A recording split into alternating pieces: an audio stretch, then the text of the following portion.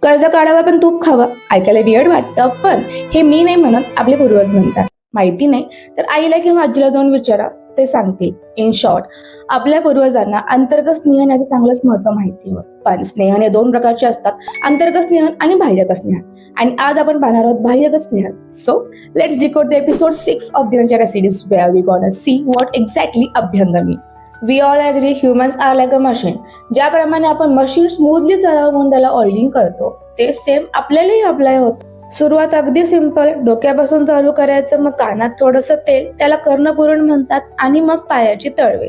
कान आणि पाय हे दोन वाताची मुख्य स्थाने आहेत. आणि हो, कोणतंही तेल नाही घ्यायचं, ते देखील सीझन वाईज ठरलेलं आहे. जसं की आता हिवाळा चालू आहे, सो तिळाचं तेल घ्यायचं, आणि उन्हाळ्यामध्ये खोबऱ्याचं तेल.